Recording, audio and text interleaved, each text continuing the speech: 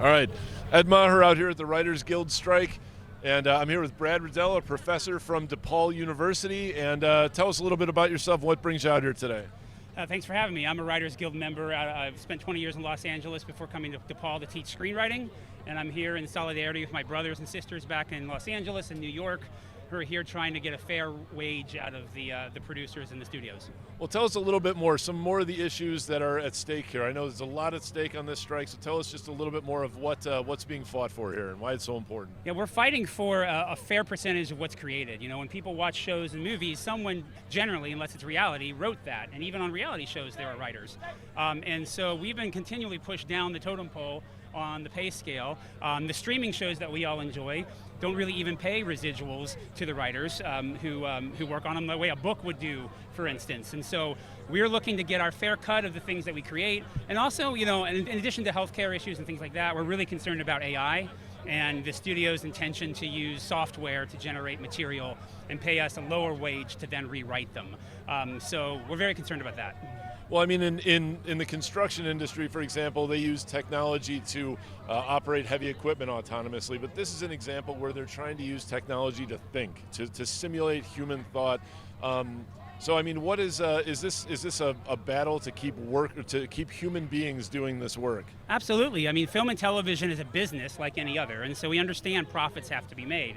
But the laborers, the people who creating it should, I mean, we're talking about art as well, right? And the people who are creating it are artists, we're telling stories, and, you know, we're human, right? And I think AI can be a tool. You know, you can certainly use it for research. There's all kinds of ways that it can be useful, but the intention, I think, is to generate story with the machine and then hand it off to a writer to polish it up for a much less wage.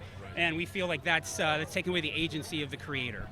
And cutting writers out by the use of these mini rooms, it really cuts out the pipeline for writers to step up and become producers and showrunners and learn the business. So isn't it just aren't these production companies just kind of shooting themselves in the foot and destroying the workforce development that they rely on? Exactly. Over the decades that television has been rising to what we call peak TV now, writers have been sitting in rooms together with a showrunner, breaking stories, developing characters, doing all the work to create the shows we love.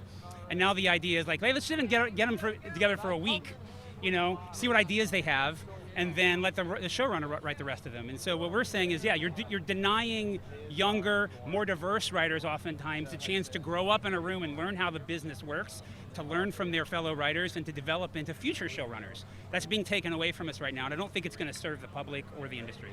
So I see that you've got some of your students that are out here today, so why is it important? You know, some of them had said that they had the day off class to come out here, and this was important. So how does it make you feel to see some of your students out here, you know, so passionate about this? It's really heartwarming because they're writers. They're the future of our industry. My job is to help them get their dream and help them make that come true. And what we have to do right now is ensure that when they get there, that they have a fair shake.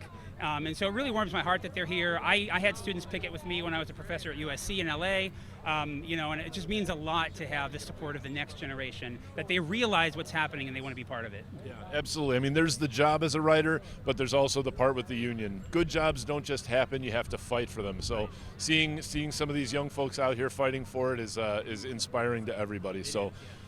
Thank you so much for everything you're doing, and you know, you can count on our solidarity, and we'd love to talk to you again. If I expect that this is probably going to go on for a while.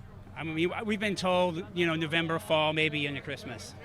All right, well, let's hope not. I'm hoping that you guys beat them, and that you beat them so badly that they'll never want to pick a fight with you again. Great. The writers have always been the backbone of the labor industry and entertainment, and we always go first, and we're glad to have the option. But SAG is out here today. I've seen DGA friends out here today. They're coming up next, and we're going to support them when they do. All right, well, thank you so much. God bless you. Yeah, thank you. That was awesome. And Brad, the professor, I got to give him a lot of credit, and credit to the DePaul Film School, because they released a lot of their students from class to come out and get involved. And they showed up, and that was great. Right on. I'm Ken Edwards. You just watched a highlight from The Workers' Mic. Check out the full episode on our YouTube channel, and tune in on Sunday mornings between 8 and 9 on 720 WGN.